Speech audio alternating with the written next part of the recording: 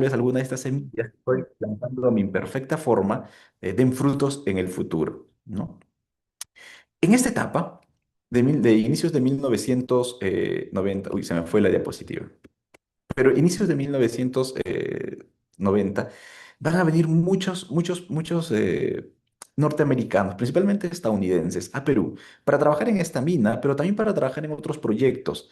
Ya para 1929, Tacna retorna al Perú. eh, Década después ocurre la Segunda Guerra Mundial, hay un conflicto, hay una crisis a nivel mundial, se requieren de ciertos minerales, va apareciendo y poniéndose más en fuerza lo que es la aviación comercial. Y en ese sentido van a llegar a Perú miembros tanto a Talara con la refinería en Talara, van a llegar a Trujillo, a Lima con la aviación comercial, eh, porque empieza a expandirse más el tema de la aviación comercial. Y van a llegar muchos miembros en todo ese trayecto, desde 1900 hasta la década de 1940, 1950. Para este entonces, en 1950, se va a constituir Southern Peru Copper Corporation. Y esta empresa minera que se va a constituir va a ser justamente para poder extraer mineral, para poder extraer el cobre, algo tan necesario principalmente en esa época. Eh, También lo es ahora. No ha dejado de ser importante, pero tal vez en un contexto ya de Guerra Fría, en un contexto de una carrera armamentística, pues ciertos minerales eran preponderantes. Entrando ya al año de 1956, que es cuando se organiza la primera rama en el Perú, algunos sucesos importantes están pasando ya en el Perú. Hay una transición del gobierno de Manuel Odría, producto del golpe de Estado de 1948, es que nace o sale Manuel Odría. Y en este año de 1956 se da fin al ochenio de Odría, ¿no? A lo que conocemos como el ochenio de Odría, y comienza la llegada de Manuel Prado.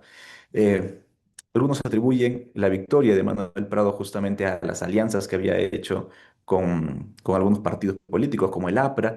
Lo cierto es que tanto el gobierno de Manuel Odría como el gobierno de Manuel Prado, pues afines a ciertas inversiones extranjeras, principalmente estadounidenses, pues estaban, ¿no? Y eso fue un lugar propicio para que pudieran llegar esta inversión, ¿no? Oh, bueno, acá desordenaron las diapositivas, pero justamente lo que le decía, esto es a inicios de 1900 en el Perú, ¿no? En el cual este diario de Deseret Evening News va a dar cuenta de que muchos no sé si el gentilicio yutanos existe, pero muchos yutans, muchos gente de Utah estaba en Perú, ¿no? Principalmente en las minas que estaban en Cerro de Pasco, ¿no? Eh, entonces, para 1956, lo que va a pasar es de que se va a organizar la primera rama en el Perú, pero acá me gustaría dar una pequeña nota. Y es de que la historia de la iglesia en el Perú, como estamos viendo a muy grandes rasgos, no se desarrolla de forma lineal. Es decir, no es que llega la iglesia a Lima y luego va bajando a Ica y va bajando hacia el sur, a Arequipa y luego hasta llegar a Tacna, y hacia el norte pasa lo mismo. No se desarrolla así. No hay como una línea única en la cual se desarrolla la iglesia, sino es algo más ramificado. Como les comentaba, habían miembros que pues vivían en Talara en la década de los 40, en Lima en la década de los 50. Es más, en 1956, antes de la llegada de Frederick S. Williams, que es un personaje importante para la historia en el Perú, ya había una escuela dominical, ¿no? Con personas, miembros de la iglesia estadounidenses que trabajaban en la embajada, que eran agregados militares, y ellos ya se reunían en una escuela dominical. Y en esa misma época, como lo vamos a ver más adelante, también había una escuela dominical en Tacna, justo a razón de esta mina que se había instituido, que era Saudar Perú, y que había contratado a mucho personal norteamericano.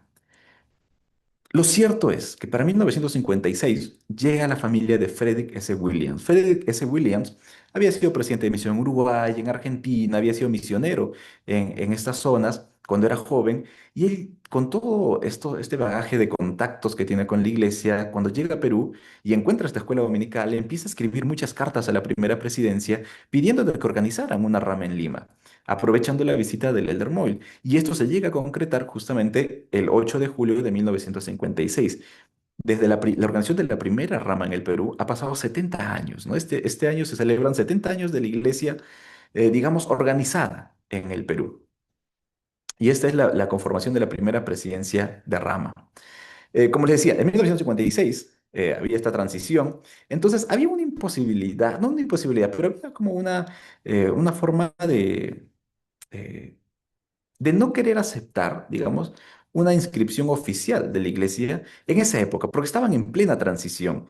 Ya estaban a días de que asumiera el nuevo presidente, Manuel Prado. Entonces, lo que hace el ministro del Interior en ese entonces, si mal no me equivoco, era el doctor Félix, se me fue el apellido, pero lo que hace el ministro en ese entonces es decirle, básicamente, esperen a que llegue el nuevo gobierno. Y con el nuevo gobierno, que pasa este tiempo de transición, con el nuevo gobierno, pues inscríbanse, ¿no? Entonces aquí encontramos algunas de las diferencias que pueden haber para con, perdón, para con lo que menciona la página de la iglesia en tanto la historia de la iglesia en el Perú, ¿no? Porque lo que menciona dentro de la línea de la cronología histórica de la iglesia en el Perú, pues va a dar cuenta de que 3 días después de la organización de la primera rama en el Perú, el 11 de julio de 1956, la iglesia obtiene reconocimiento legal, perdón. Y eso, por lo menos los documentos que yo he consultado, pues no es tan exacto, ¿no? El 11 de julio lo que hacen es tienen una audiencia con el ministro, presentan una carta en la cual muestran toda la intención para poder organizarse, pero lo cierto es que el reconocimiento, digamos, legal de la iglesia lo obtienen recién el año siguiente, en 1957, ¿no? Y esto tanto se puede ver en las mismas cartas que el presidente de misión envía a la primera presidencia, como también en las actas de constitución de la asociación, que en ese entonces era la corporación de la Iglesia de Jesucristo de los Últimos Días, ¿no? Filial Perú. Y luego cambia de nombre hasta lo que hoy conocemos como Asparsud. Eh, entonces, esta es justamente las gestiones que empiezan a hacer con el gobierno, es decir, el Elder Moyle, el presidente de la misión uruguaya, que es Fran de Perry, que justamente la rama de Lima, esta rama en Lima, iba a pertenecer a la misión uruguaya, por eso era de que el presidente de la misión uruguaya estaba ahí, y el hermano Shaw, que justamente él trabajaba como agregado militar, si no me equivoco, para la Embajada de Estados Unidos en el Perú, y el hermano Frederick S. William pues van a presentar una carta al ministro manifestando todas estas intenciones de poder organizarse legalmente en el Perú. Eh, ya en esta carta hacen una referencia a los miembros que vivían en Tacna como expertos en los temas mineros y temas de construcción, ¿no? Tal es así el reconocimiento de que allá había miembros en Tacna que, bueno, justamente esta es la referencia que hacen, ¿no? Estoy viendo cómo, ya, es la referencia que hacen, ¿no? Por ejemplo, mencionan de que allí, en Tacna, hay muchos expertos, muchos de los expertos en cargos de desarrollo de la mina de Toquepala son miembros de nuestra iglesia. Señalaba justamente este documento que presentaron al Ministerio del Interior, al ministro del Interior.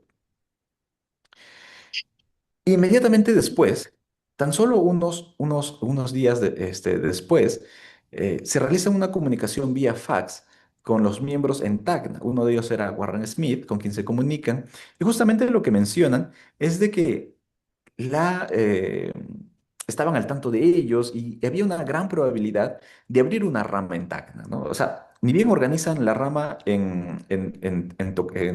perdón, en Lima, el 8 de julio. El 12 de julio envían un comunicado justamente diciendo a los miembros que estaban en Tacna de que posiblemente iban a abrir una rama en Tacna, ¿no? Entonces, ¿quiénes eran estos miembros de la iglesia en Tacna? Pues uno de ellos era Marion y Marine Robinson. Ellos eh, habían nacido en México, en Colonia Juárez. Eran de Colonia Juárez, de Colonia Dublán, cada uno, y eran descendientes de las familias polígamas que salieron pues, de Utah tratando de escapar de las persecuciones por parte del gobierno de los Estados Unidos a causa de su negativa a querer abandonar lo que era la poligamia, ¿no?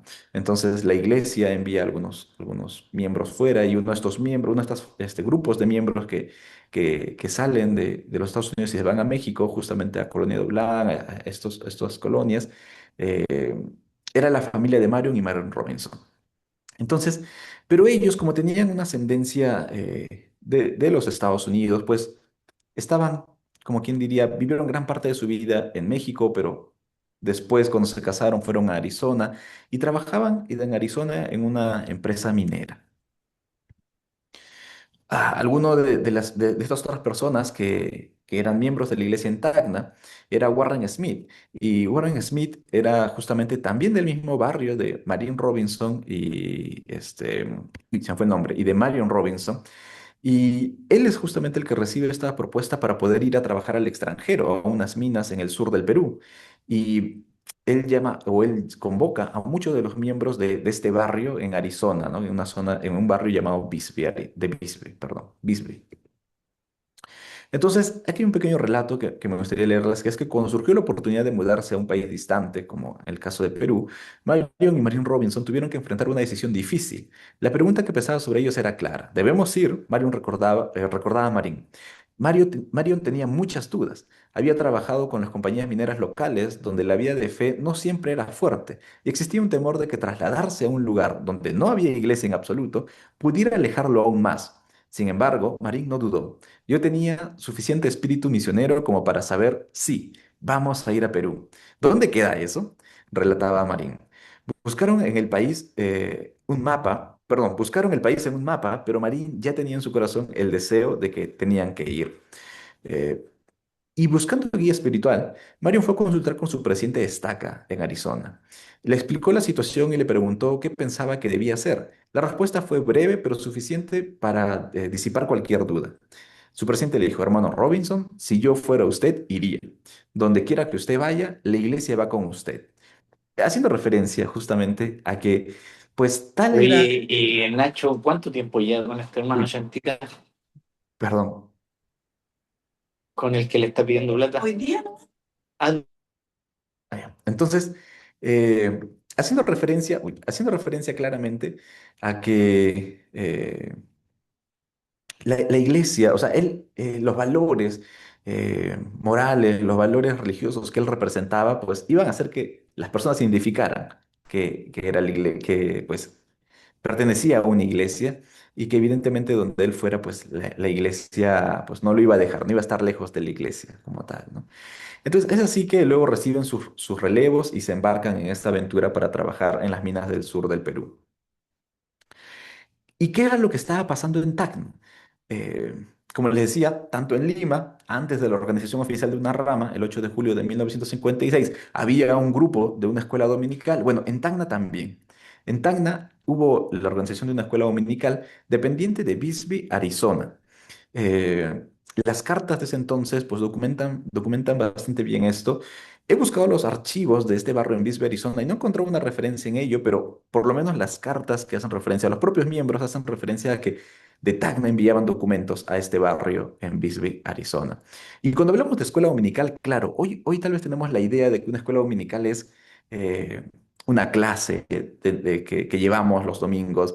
Bueno, en estos años, principalmente antes de lo que es la correlación en la iglesia, que cambió mucho el sistema de la iglesia, tal vez mucho más parecido a como hoy la conocemos, la escuela dominical era más como una asociación o como una organización propia con sus propios recursos. Igual la Sociedad de Socorro, ¿no? Por ejemplo, tal vez hasta el día de hoy, cada vvez menos, pero hasta el día de hoy, por ejemplo, la Sociedad de Socorro realiza bazares, ¿no? Y esos bazares vienen de una larga tradición, porque la Sociedad de Socorro era una organización, digamos, cercana o afiliada a la iglesia, pero independiente en sus recursos, en su forma de administrarse, incluso en la forma de integrar a sus miembros. En un inicio era muy diferente tal vez a como lo conocemos hoy.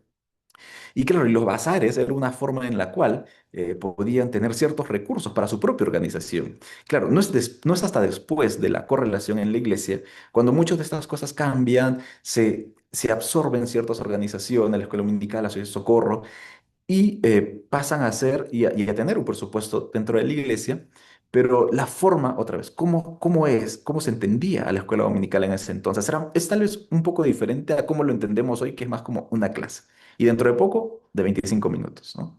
Entonces, cuando llegaron a tierras pero nos confirmaron lo que ya sabía, ¿no? No había una iglesia en Tacna. Entonces organizan esta escuela dominical que dependía de Bisbee, Arizona, y ahí tomaban la Santa Cena. Cada vez que podían los trabajadores, la mina todavía no estaba, estaban construyendo el campamento minero, por así decirlo, donde iban a vivir las personas que iban a trabajar en la mina. Entonces, todo ese lugar aún estaba en construcción, entonces iban hasta Toquepala y regresaban, que es como 1 hora y media, 2 horas en ese entonces de camino. A modo de resumen, entonces, para 1956 ya había un grupo de escuela dominical en Lima y había un grupo de escuela dominical en Tacna, ¿no? Por lo menos lo que he podido encontrar de las cartas que envían uno de ellos, como es Tad Greer, se identifica que enviaban los reportes hasta Bisbee, Arizona, y el grupo de Lima no ha encontrado más que la mera existencia de este grupo. Eh, Antes de 1956, algunos líderes habían visitado Perú, habían visitado Lima, tanto David McKay dejó una promesa muy interesante en una de estas reuniones de este grupo de escuela dominical, pero no es hasta el 8 de julio de 1956 en el cual se organiza la primera rama en Tacna. Perdón, en Lima, perdón. Y el 16 de septiembre de 1956, tan solo unos 2 meses después, se organiza la primera rama en Tacna. Sería la segunda rama en el Perú. Y sobre esto hay mucha confusión en cuanto a cómo hacemos la cronología de qué ramas hay. Y también sobre esto hay un poco de escepticismo, de desconocimiento, porque cuando hablamos sobre las primeras ramas en el sur, mucha gente se identifican de inmediato Toquepala, ¿no? O no, la primera rama fue Toquepala. Y en realidad, la primera rama, por lo menos en los documentos que he podido consultar, es Tacna, la rama Tacna, el 16 de septiembre de 1956. No es hasta el año siguiente, en octubre de 1957, que se organiza la rama Toquepala. ¿Y por qué? Bueno, justo esos son los hechos que vamos a entrar ahora en materia. La organización de la rama Tacna se realiza el 16 de septiembre de 1956, pero el 14 de septiembre llega el presidente de la misión uruguaya, Frank D. Perry, porque todo lo que era Perú correspondía a la misión uruguaya, estaba dentro de sus límites.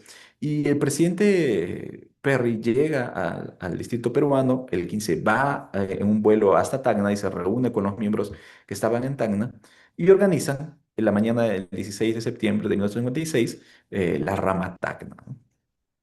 Y esta rama Tacna estaba conformado por Marion Robinson como presidente de rama, quien luego también va a llegar a ser el primer presidente de la rama Toquepala en 1957. Entonces, no hay que confundirnos ahí porque sí he escuchado mucho esto. No, la primera rama ha sido la rama Toquepala.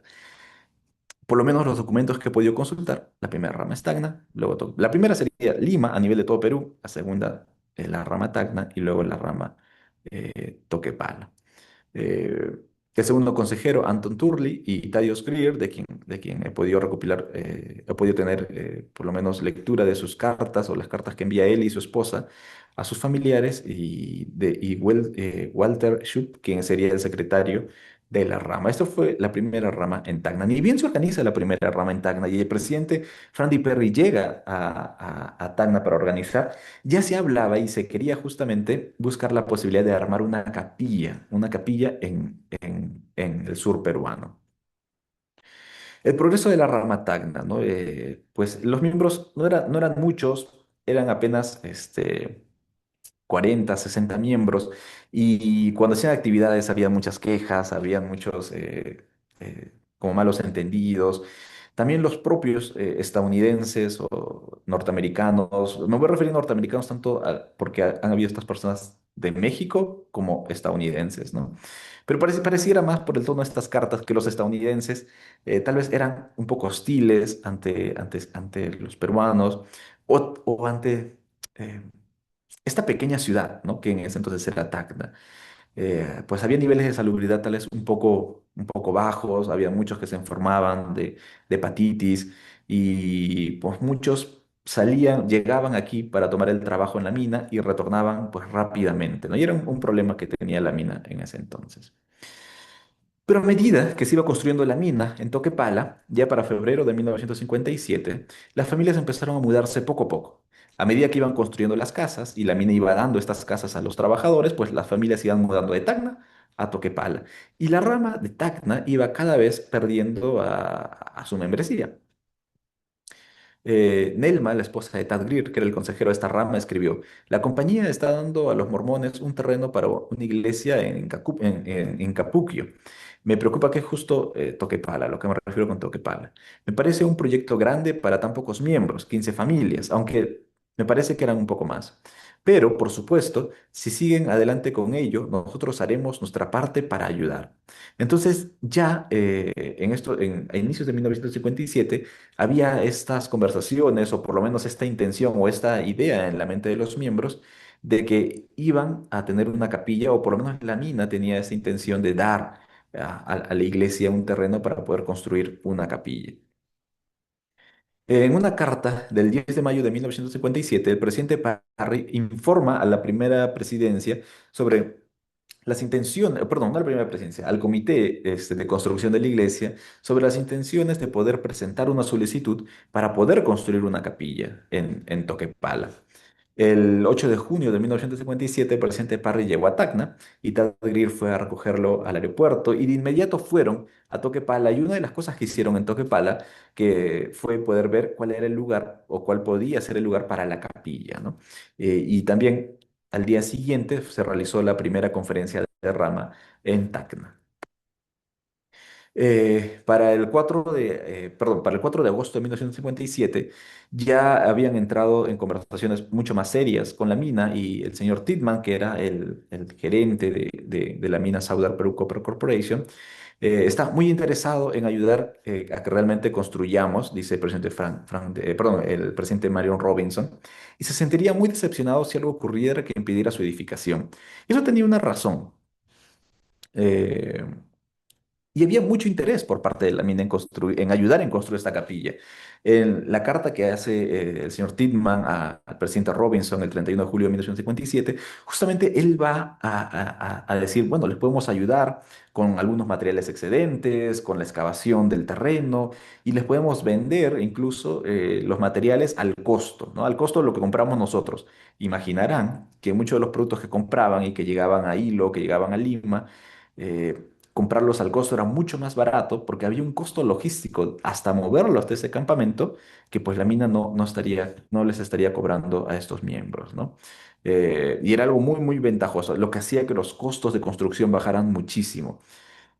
También el hecho de que en este tiempo la construcción de capillas tenía una parte que tenía que tener una colaboración de los miembros, que podía ser del 10 al 30%, tanto en dinero como en horas hombre, en mano de obra, ¿no? Para poder construir las capillas.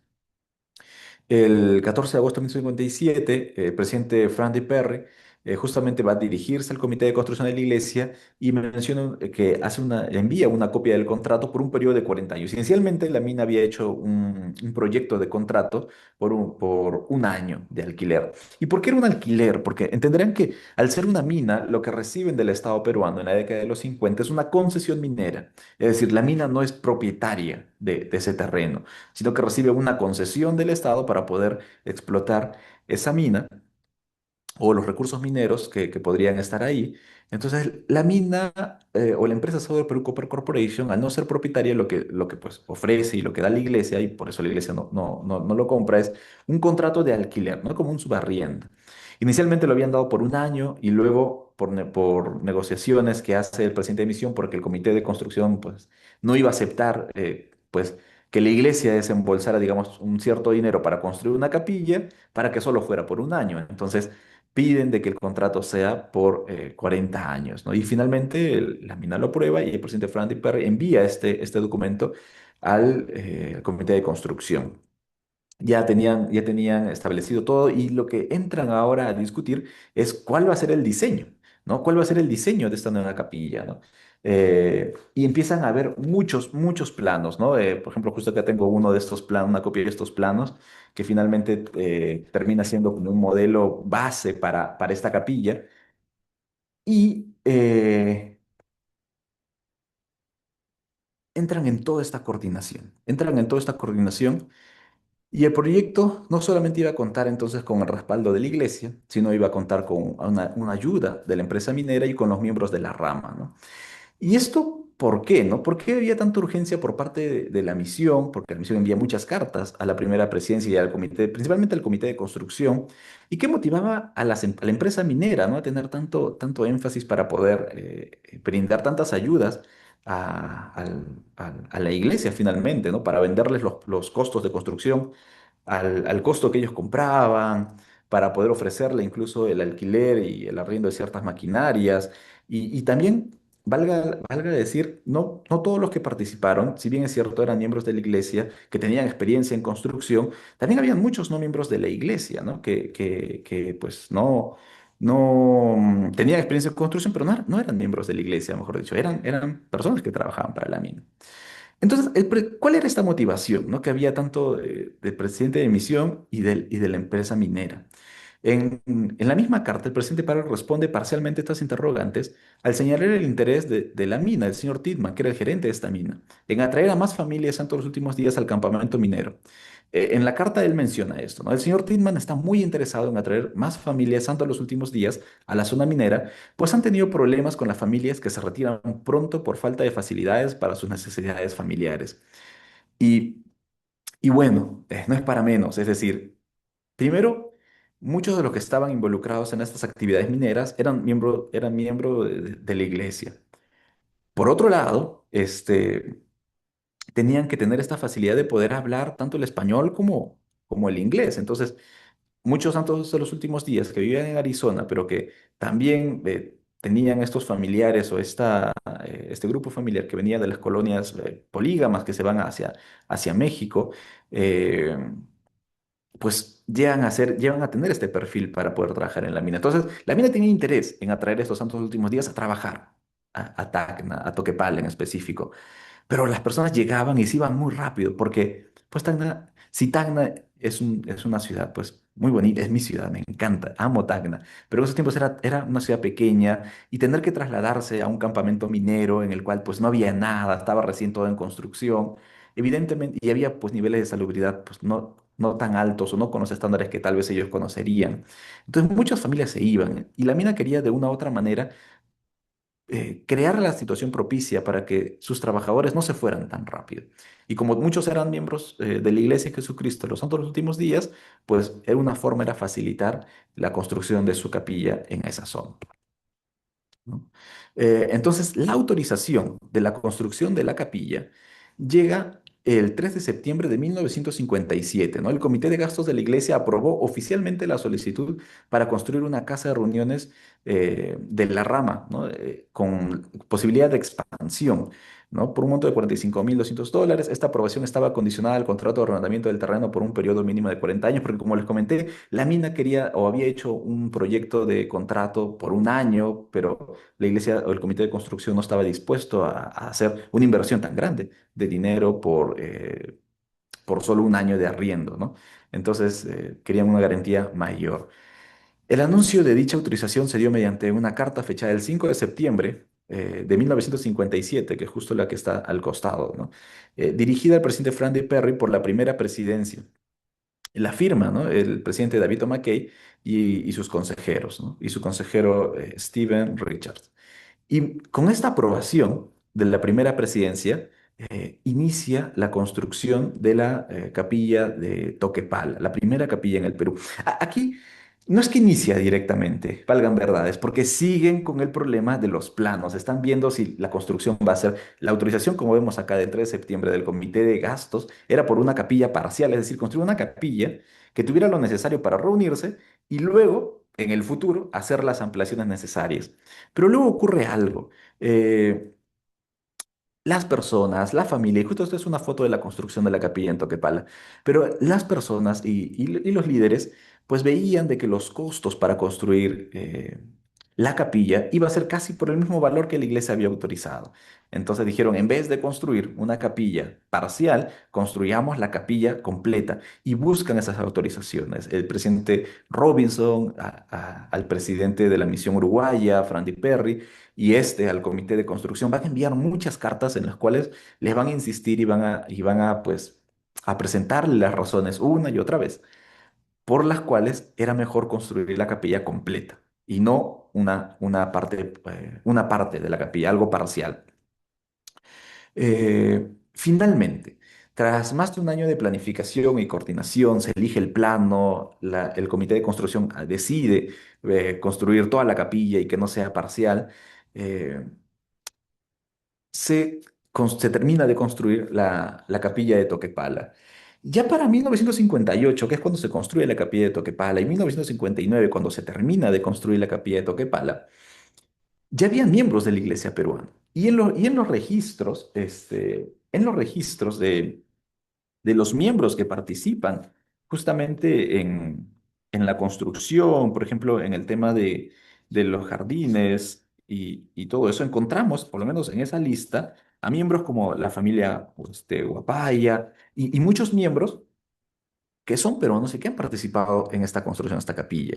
Entonces, obviamente, por ser una capilla de la iglesia aportó el dinero suficiente para poder construirla. Los costos fueron mucho más baratos por las ayudas que pudo dar la empresa minera al rebajar los precios de los materiales o al permitirle comprarle los materiales a ellos, el alquiler de algunas maquinarias. Ayudó mucho el que los miembros de la iglesia, tanto norteamericanos, estadounidenses, mexicanos, y los peruanos que habían en ese entonces, miembros y no miembros de la iglesia, eran expertos en el tema de construcción.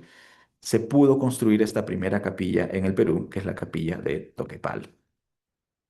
La dedicación de la capilla de Toquepala se da el 28, perdón, se da en marzo de 1959. El 28 de marzo de 1959, que era el día del cumpleaños del presidente Spencer W. Kimball, él y su esposa llegan a Lima, o estaban en Lima como parte de su gira, ¿no?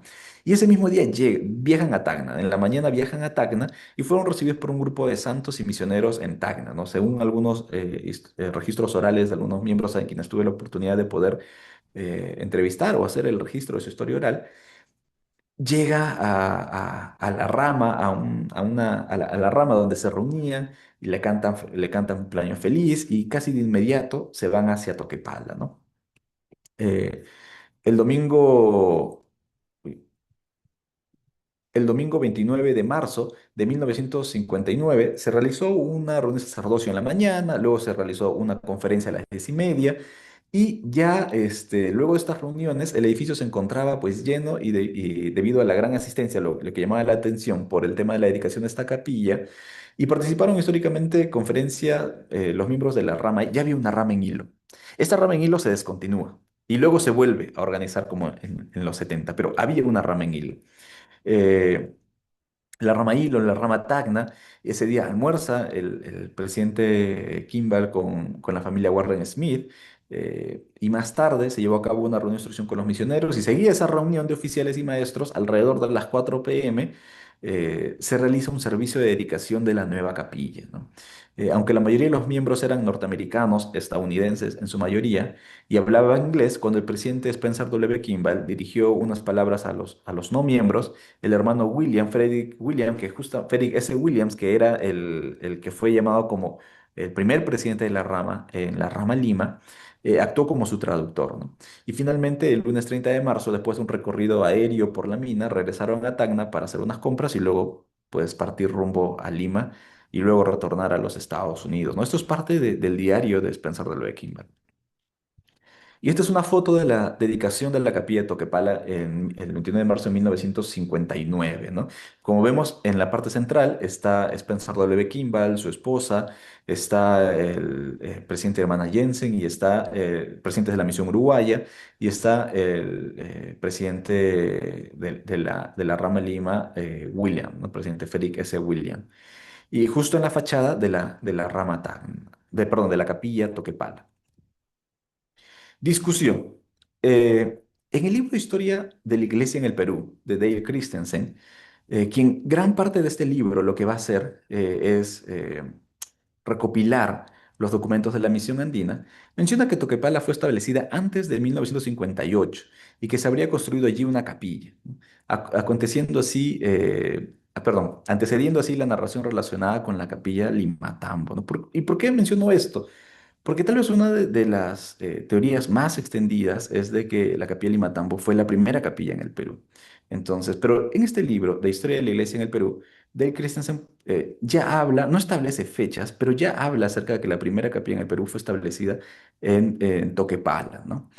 Lo cual armoniza con la investigación que he podido realizar y el artículo que he podido realizar.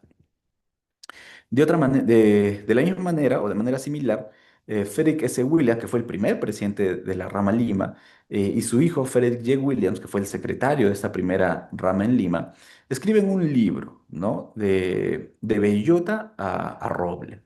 Y van a mencionar que la dedicación de la capilla de Toquepala, la foto que vimos viene de este libro que él escribe, ¿no? Pero justamente va a ser eso, va a mencionar que la capilla de Toquepala fue fechada alrededor de 1958, ¿no? Pero en realidad fue, como decía, 1959, ¿no? Y lo podemos contrastar con los diarios del presidente o del Elder Kimball en ese entonces.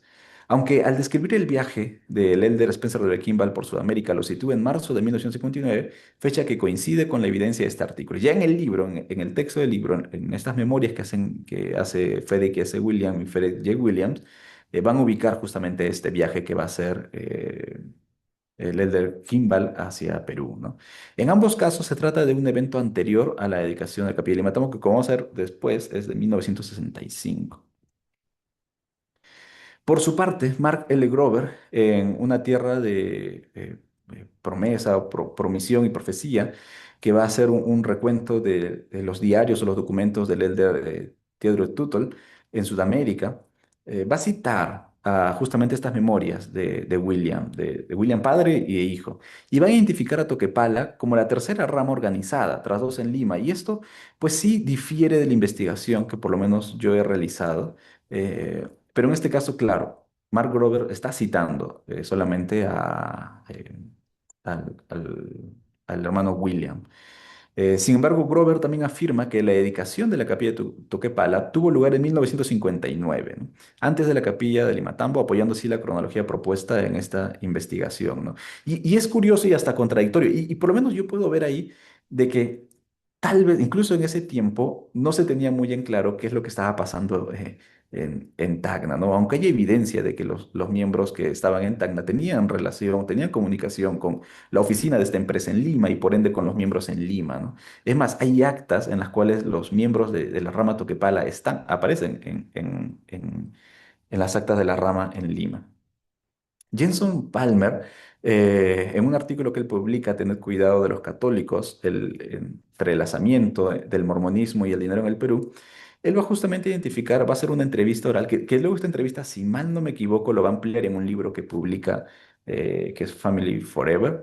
eh, Iba a decir que la conexión con Utah significó que había suficientes supervisores mormones anglosajones en Toquepala durante la década de 1950, como para formar su propia congregación y construir la primera capilla mormona del Perú, la cual, a casi 9.000 pies sobre el nivel del mar, era la capilla más alta del mundo. Bueno, esta es una cita de Christensen del libro justamente que les mencioné al inicio, pero que a su vez Christensen lo toma del Deseret News, de una edición del Deseret News en el cual en el medio solía venir el Church News. Y ahí es donde hacen un artículo que menciona justamente esto, ¿no? La construcción de la capilla de Toquepala. Y una de las fotos que les mostré al inicio de la capilla en construcción viene justamente del Church News. Y Edson Palmer también va a agregar que el piano de esta congregación de habla inglesa, que comprenden de 40 familias anglo-mormonas, ya para este entonces eran mucho más. Y también ya habían muchos más peruanos. Finalmente encontró su camino hacia las faldas del volcán de 19.000 pies de altura, el Misti, y hacia las yemas de los dedos de una de las primeras arequipeñas en convertirse en mormona, Leticia López, que si mal no me equivoco amplía eh, un poco sobre ella en otro libro, que no tiene un matiz histórico, es más antropológico, pero que toca datos históricos, ¿no? En la historia publicada por el área Sudamérica Noroeste, en la página de la iglesia figura, en la nota de prensa del 3 de julio del 2016 titula Mormones conmemoran 60 años en Perú. Y se afirma dentro del texto de esta nota de prensa. Esta importante ceremonia se realizó en el edificio de la Iglesia de Jesucristo ubicado en la urbanización Limatambo. Detalle significativo porque se trata de la primera capilla de la iglesia construida en el Perú, ¿no? Esto difiere, ¿no? Difiere de por lo menos la investigación realizada eh, en esta investigación. Asimismo, el resumen histórico elaborado por el área Sudamérica Noroeste en la página de la iglesia sostiene un dato resaltante, es que la capilla Limatambo, el primer edificio construido por el Perú, fue dedicado, por la iglesia, fue dedicado el 11 de enero de 1965 por el presidente Hugh B. Brown, primer consejero de la primera presidencia. Otra vez, estos datos por lo menos difieren de la investigación que yo he podido realizar. Y aunque el dato es cierto de que la capilla de Limatamo fue dedicada en 1965 por el presidente Hugh B. Brown, ¿no? Y tal vez yo sí recomendaría incluso leer algunos discursos de Hugh B. Brown que son muy, muy buenos en el contexto de esa época, ¿no? Finalmente, ¿no? La fotografía de la placa conmemorativa en la capilla de Limatambo, que fue, si no me equivoco, develada en un evento histórico con la presencia diaria y un apóstol, con motivo de la creación de la estaca 100, ¿no? Dice lo siguiente, ¿no? El elder Erzatas Benson, presidente del Coro de los Apóstoles de la Iglesia de Jesucristo de los Santos Últimos Días, rededicó el país de Perú para la predicación del Evangelio en este lugar, lo cual es cierto y su dedicación es bien interesante. La histórica capilla de Limatambo, en este lugar, la histórica capilla de Limatambo, el 11 de enero de 1979, la capilla de Limatambo, el primer edificio construido por la iglesia en el Perú, representa el hecho notable del crecimiento de la iglesia en este país, ¿no? Bueno, aquí esta placa, por lo menos el contenido de esta placa, que hasta el año pasado, justamente con motivo de esta investigación, se tomó esta fotografía, pues difiere, ¿no? Difiere con los hallazgos realizados en esta investigación. Mm, Antes de pasar a los comentarios, ya hace 2 años, perdón, de los hechos históricos que están en la página de la iglesia, ya figura la capilla de Limatambo como la primera capilla construida en el Perú. Pero eso hace 2 años. Y uno puede ver el historial de todos los años que ha tenido esa misma página, ese mismo enlace hacia atrás, podemos encontrar que eso no era del todo correcto, ¿no? Incluso hasta el día de hoy, cuando vemos historias mundiales, hay muchos errores en el tema de historia, hay muchos errores en el tema de datos, y aún sigue habiendo ciertas publicaciones con ciertos errores en torno a lo que fue la primera capilla en el Perú. Comentarios que realizaron esta investigación, porque esta investigación ya fue publicada el año pasado. El primer comentario que se me hizo fue, la primera capilla en el Perú es Limatambo, ¿no? No hay más, ¿no? No sé si leyeron el artículo, pero fue un comentario que me dieron. Y pues hay muchos matices acá, ¿no? Principalmente difiere otra vez de la investigación que he podido realizar. Otro comentario que me han hecho es de que la capilla de Toquepala no fue de la iglesia, fue de los norteamericanos.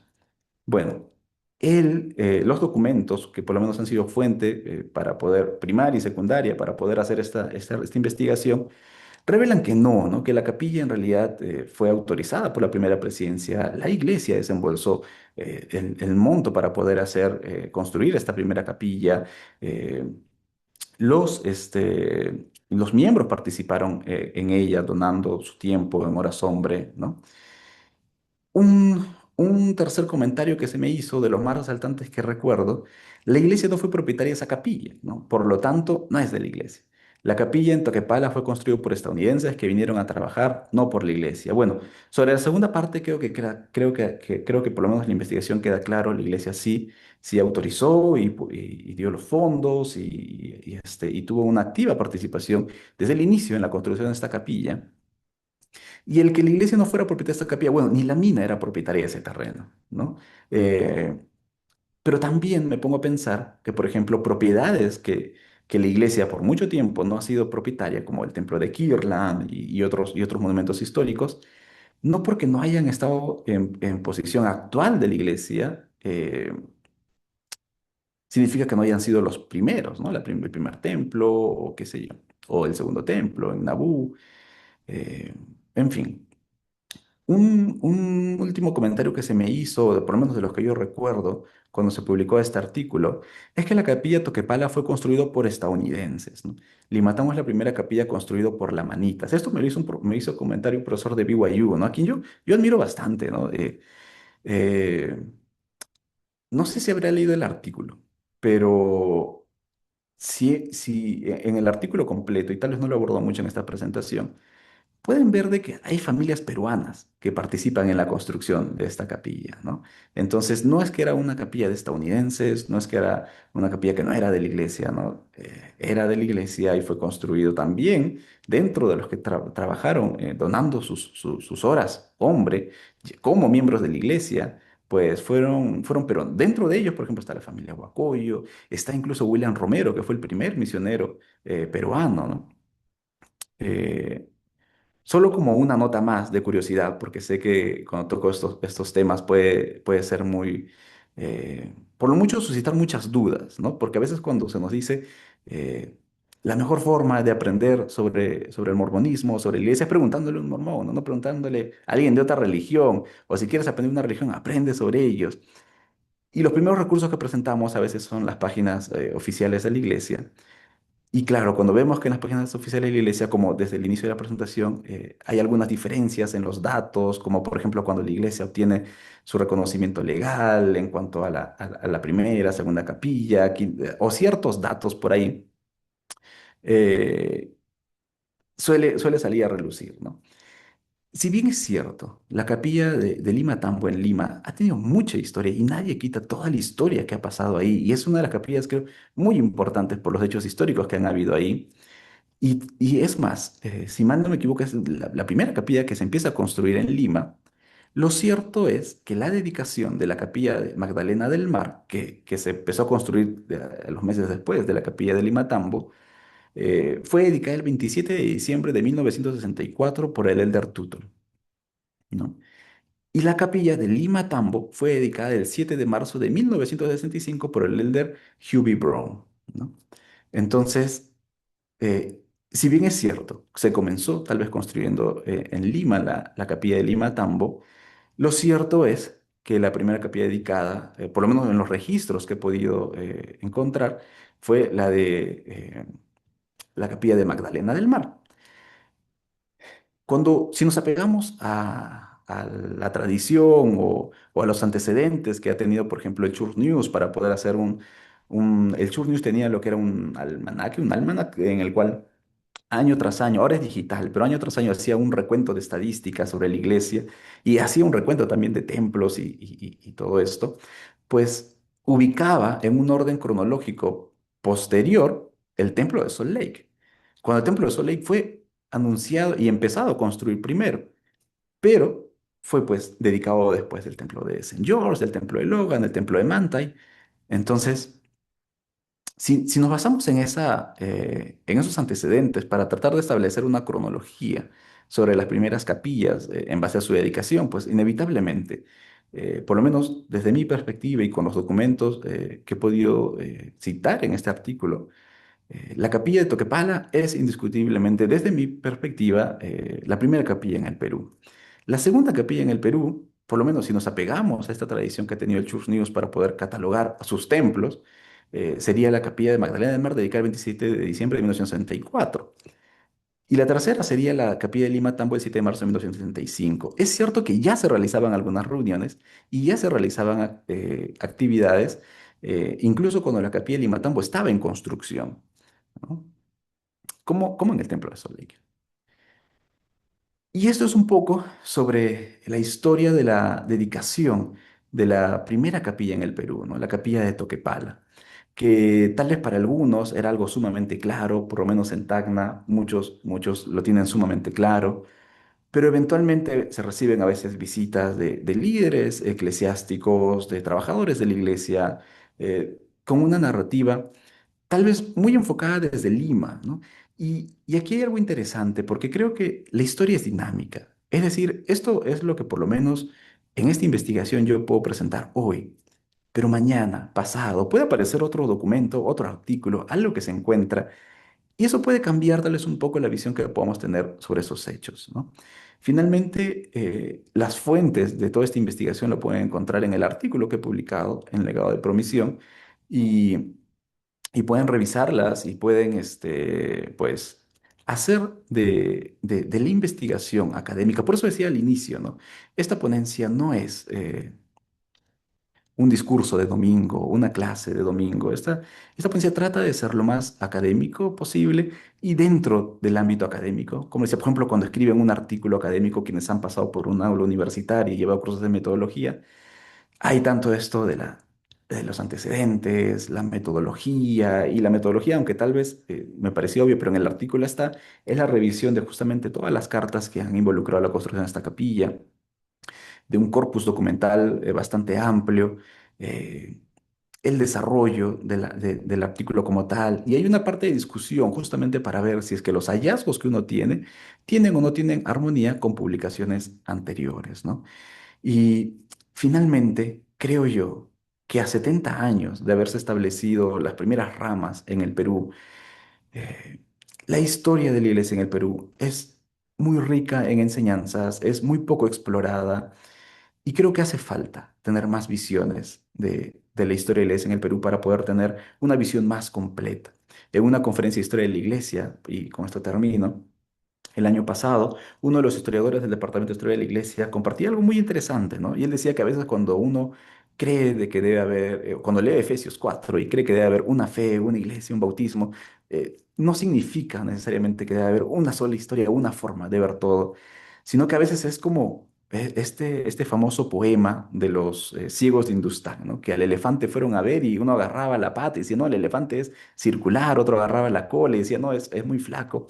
Es muy delgado el elefante, es muy áspero, pero todas estas perspectivas pueden revelar tal vez una características diferentes de una misma iglesia, de una misma comunidad, de un mismo fervor, y para los que están dentro de esta comunidad, incluso revelar características particulares de cómo Jesucristo, Dios o su deidad, pues influyen en la vida de sus propios feligreses o sus propios miembros.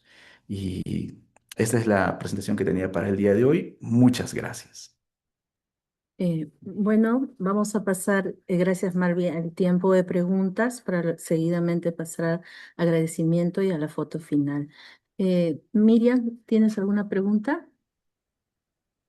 Sí, qué interesante. Gracias, hermano Marvin, por la linda exposición. Solo que para que me quede claro, entonces podríamos tener varias versiones de de lo que nos acaba de decir, con algunas diferencias en lo que formalmente se está tomando como una versión de Sudamérica, el área noroeste, que nos puede indicar algunas fechas. Y entonces debemos tener claro que muchas cosas van a diferenciar, que no van a estar claras. Es lo que he entendido, ¿no? Que vamos a tener, por ejemplo, varios desfases. Puede pasar esto. Sí, por lo menos desde una perspectiva académica, es decir, la producción académica, la generación de un nuevo saber o una perspectiva nueva, en este caso sobre un tema como la historia, es muy dinámica. Es decir, estoy seguro que cuando muchos de estos académicos que he citado en la discusión han escrito sus trabajos tiempo atrás, tenían una información en base a los documentos que tenían disponibles en esa época. A medida que vayan saliendo nuevos documentos, pues se va ampliando un poco más el conocimiento. Por ejemplo, tal vez hace unos años atrás, como bien menciona, en la página de la iglesia del área Sudamérica Noroeste, y hasta hace poquito, en realidad, se tenía muy en claro que tal vez la primera capilla en el Perú era la capilla de Limatambo.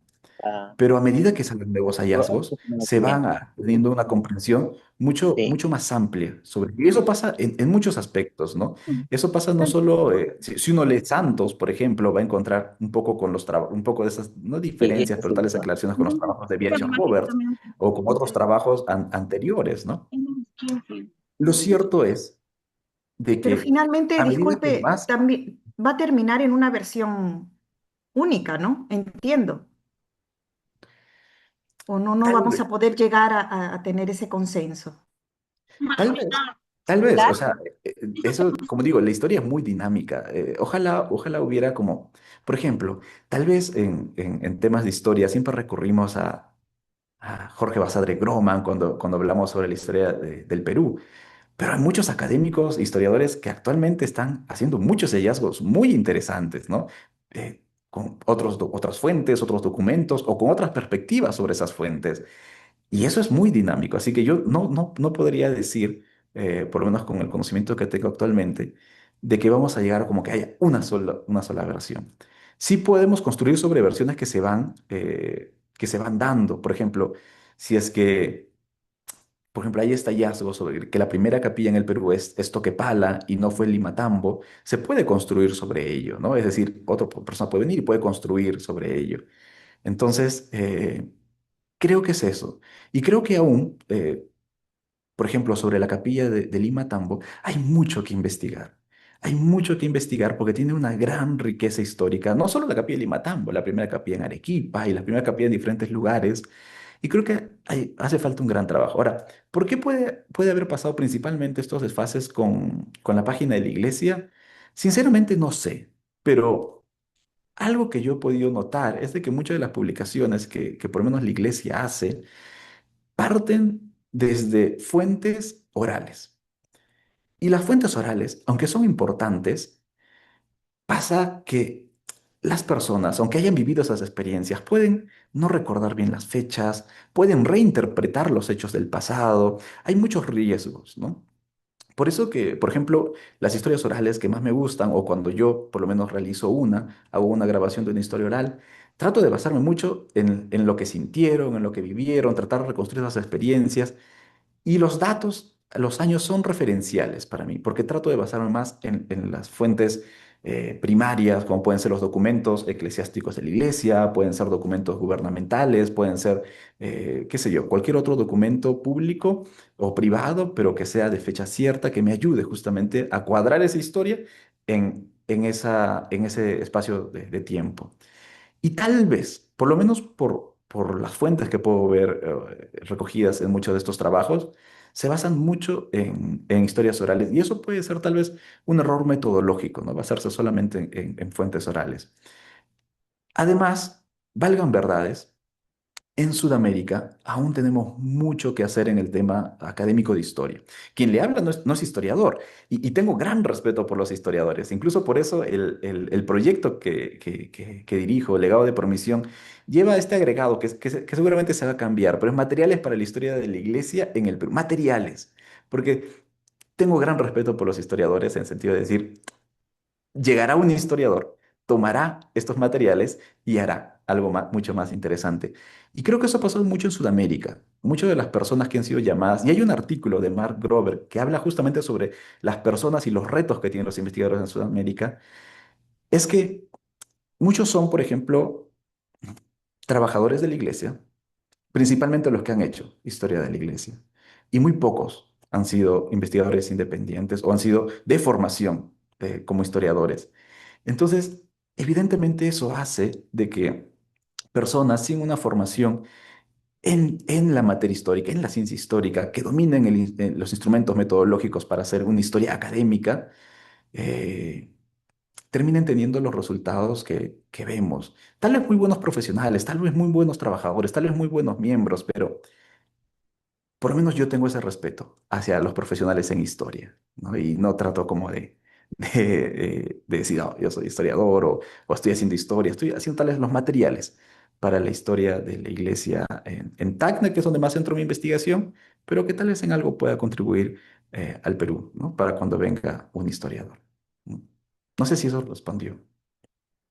Gracias, Marvi. Tenemos otras preguntas, Yamil y Edison, en ese orden, por favor.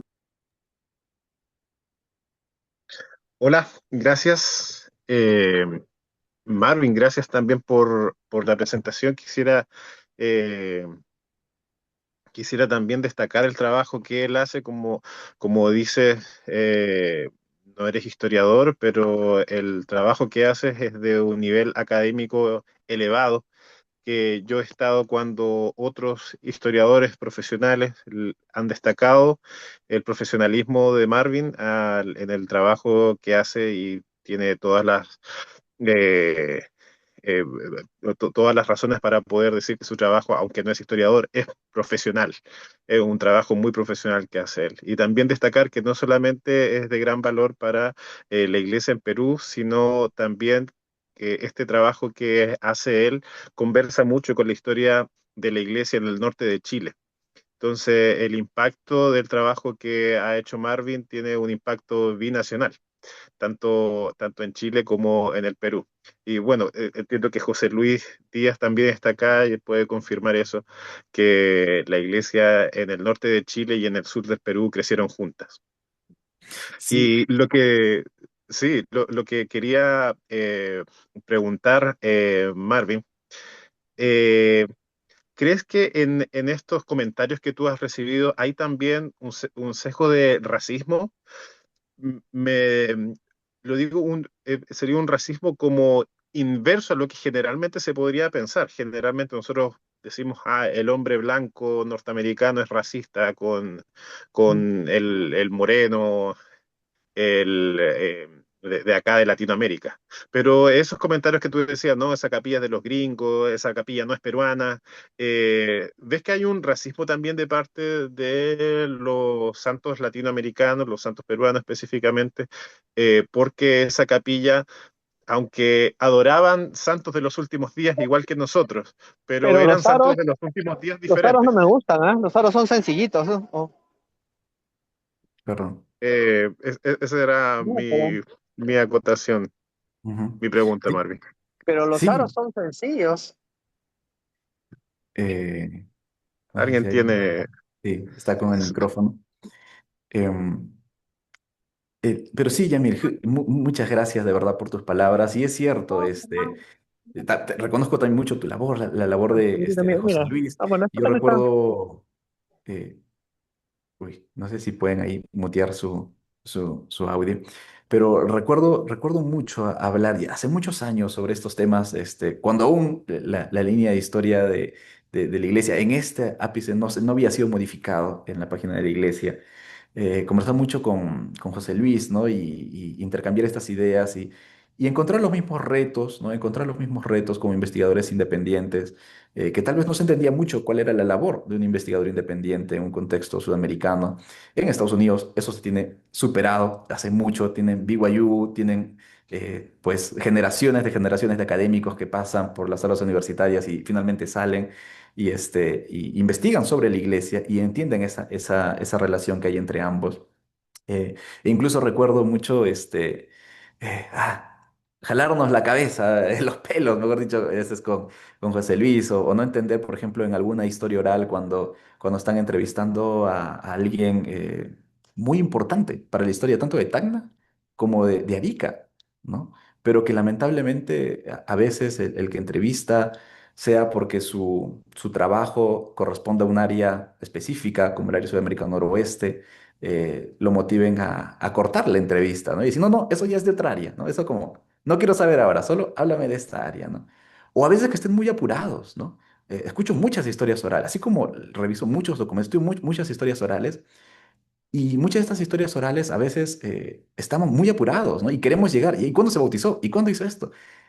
Y a veces las historias orales más ricas son las que nos dan un contexto bien amplio de la persona, cuándo nació, cuáles fueron los hechos en su primaria, en su secundaria, qué profesión hizo. La perspectiva muchas veces de alguien que has pasado por un aula universitaria en los 70 80 es muy diferente a alguien que no, o que ha tenido ciertas experiencias porque sus papás se convirtieron al evangelio cuando eran muy pequeños, es diferente a alguien que es converso. Es decir, hay tanta riqueza que poder extraer de una historia oral que a veces por temas administrativos, qué sé yo, no se han tomado en cuenta la misma metodología a la hora de tanto recopilar como escribir la historia.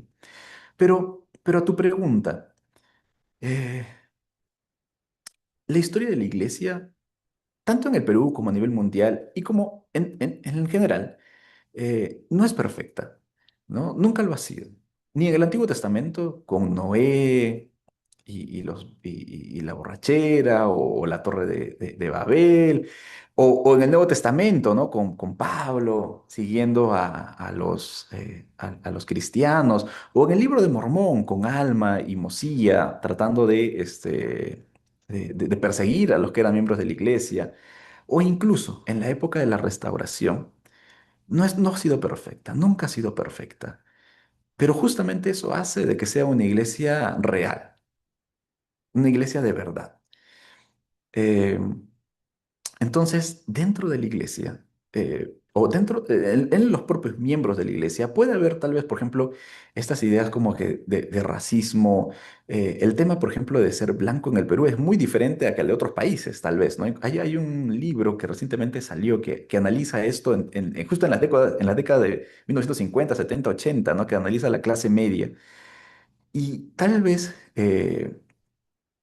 sí hay una forma de autopercepción, y esto ya escapa del tema histórico, esto ya va más a un tema antropológico, pero tal vez sí hay una percepción de como que de blancura, por así decirlo, a medida que uno va adoptando ciertas culturas tal vez extranjeras en Perú. eh, pero no sé si ese ha sido tal vez mucho de este problema en estos comentarios o en comprender la historia de la primera capilla en el Perú. Yo creo que más que nada el problema ha sido de que se ha tenido una única visión de cómo entender la historia de la iglesia en el Perú. Y ha sido una visión muy desde Lima, como muchas cosas en el Perú, ¿no? Y esa única visión de ver las cosas desde Lima ha omitido, ¿no? El hecho de que había ya una primera capilla en el Perú. Y sobre este comentario que me hicieron, no, eso es una capilla de norteamericano, no es de gringo, creo que eso da pase, y tal vez aquí invito a los que deseen participar y leer luego el artículo, en un artículo que estoy analizando sobre el amanismo latino en el cual, por lo menos de manera académica, yo sé que muchas personas en una perspectiva de historia, por ejemplo, José Smith tenía una visión de dónde sucedieron los hechos del libro de Mormón, cuando en el campo de Sion él va y encuentra un cúmulo de huesos, él empieza a decir, "No, aquí sucedió tal parte del libro de Mormón". Cuando finalmente Perlipe Prat llega a Chile, ¿no? Él menciona, aquí desembarcó, ¿no? Aquí sucedieron, acá están las lamanitas, desembarcó Leí, o bueno, hay cosas que se le atribuyen. Cuando, pues, Margarito Bautista empieza a escribir su libro sobre el mormonismo, empieza a encontrar que es en México donde suceden estos hechos, y empieza a reivindicar a la raza, bueno, a los mexicanos, ¿no? En su posición en la historia y su conexión con el libro de Mormón. Cuando Spencer Robert de Kimball llega a Perú, llega a Sudamérica, él va a muchas ruinas, ¿no? Y pareciera que él tiene ese convencimiento y dice como, "Ah, aquí están los lamanitas". Y aunque ciertamente hay grandes promesas para esto, para esta población, y muchos de los santos de los últimos días en el Perú tienen esta identidad, ¿no? Y se identifican como lamanitas. eh, Académicamente hablando, tal vez no hay una evidencia, por lo menos que para mí haga esa conexión, pueda hacer esa conexión. Pero en una perspectiva histórica hay muchos de estos pensamientos.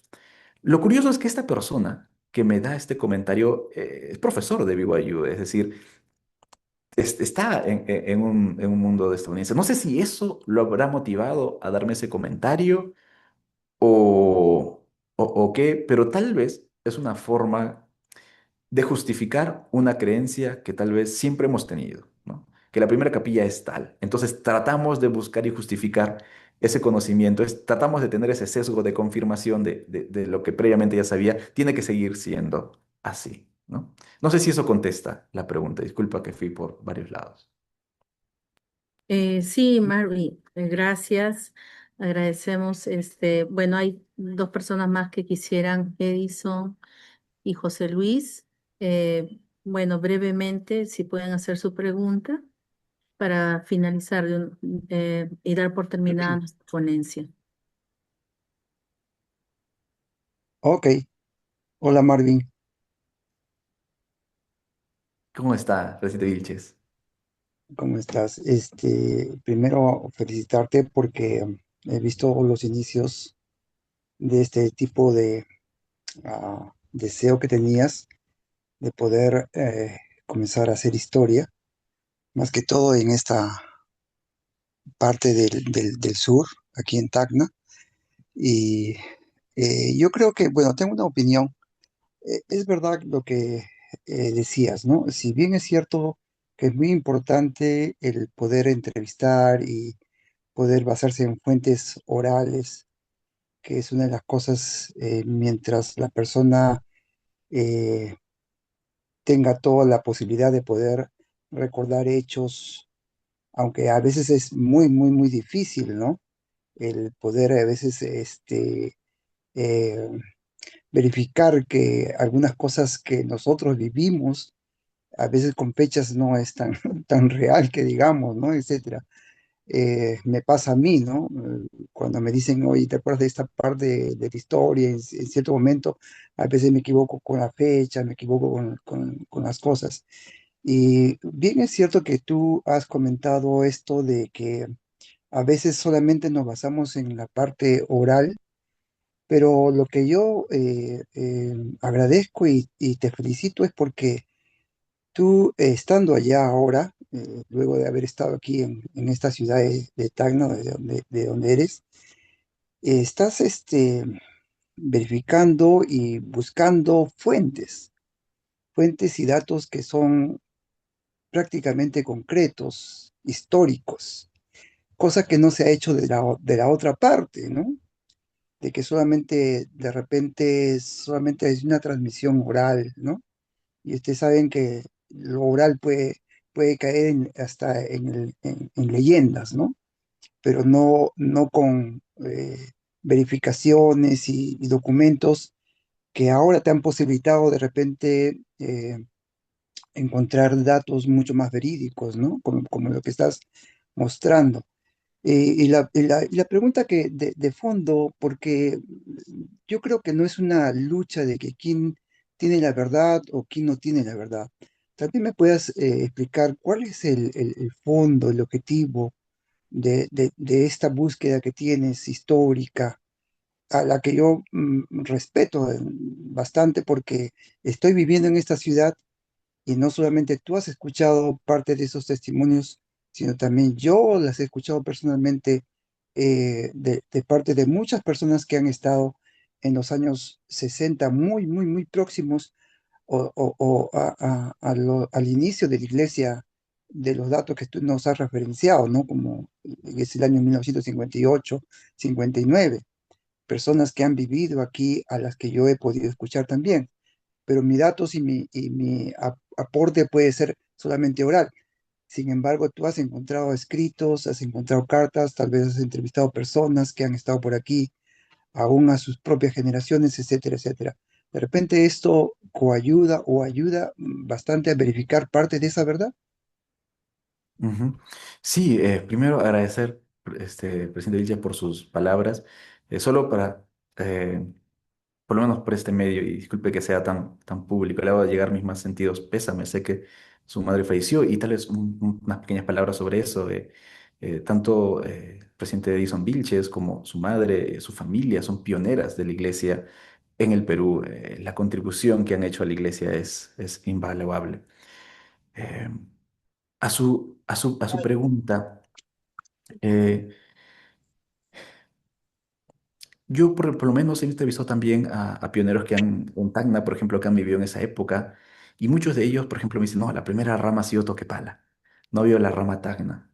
Pero claro, muchos de ellos se han bautizado en la década del 58, pero 1958, 1959, una época en la cual los miembros de la rama Tacna ya estaban todos en la nueva rama Toquepala. Y la rama Tacna era algo administrado por misioneros en ese entonces, ¿no? Ya habían pasado dos presidentes de rama que no eran misioneros y luego fueron puros misioneros. Entonces, puede ser que hayan estas reinterpretaciones del pasado, eventualmente, incluso de los propios pioneros.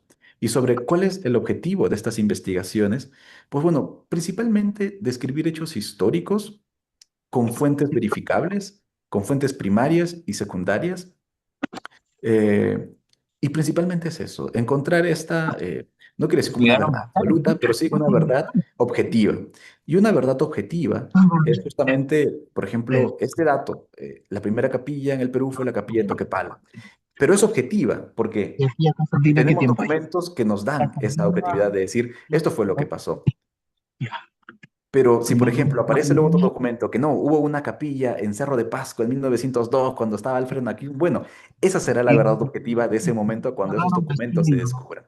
Pero por lo menos la verdad objetiva que hoy conocemos, o por lo menos que hoy, por medio de la investigación que he realizado, puedo concluir, Es que la primera capilla fue en Toquepala. Esa es la razón de esta investigación, describir un hecho histórico con fuentes verificables. Si bien es cierto, si esto puede ser un insumo, una herramienta para un líder, para una persona, para encontrar una enseñanza espiritual, algo que le ayude a fortalecer su fe, algo que le ayude a qué sé yo, a hacer que su religiosidad la viva de una manera mucho más intensa o una manera mucho más sólida, porque también desde la historia se pueden dar muchas respuestas a ciertos artículos o ciertos pensamientos un tanto contra la iglesia. Bienvenido sea. Creo que bienvenido. Puede ser una gran herramienta para ello. Pero valgan verdades, más que, pues, no, mi intención no es hacer como una apologética desenfrenada o no sé, dar un mensaje espiritual. Tal vez eso es más labor de los líderes y qué sé yo. En este caso, trato de escribir un hecho histórico y el objetivo es escribir los hechos históricos con la mayor cantidad de fuentes posibles verificables. No sé si eso da respuesta a su pregunta. Y creo que está José Muchas, Luis. muchas gracias, Marvin. Agradecemos a José Luis. Quizás con tu permiso de ahí compartimos tu número para que pueda transmitirte la pregunta por un tema de tiempo. Vamos a finalizar la ponencia agradeciendo la presencia de Renan Apolonio, es nuestro líder del capítulo Brasil. También agradecemos a Marvin, nuestro invitado, quien nos ha ilustrado con este tema controversial, Toquepala, la construcción de la primera capilla en el Perú. Como ya mencionamos, es apasionado por la historia de la iglesia. Te agradecemos infinitamente, Marvin. Tu ponencia ha sido excelente. Definitivamente va a haber otras oportunidades donde tú puedas de repente compartir aún más de la historia de la iglesia. Muchas gracias. A ver si nos tomamos una fotito y los esperamos hasta una próxima oportunidad. Buenas noches con todos. Muchas gracias. Nos vemos.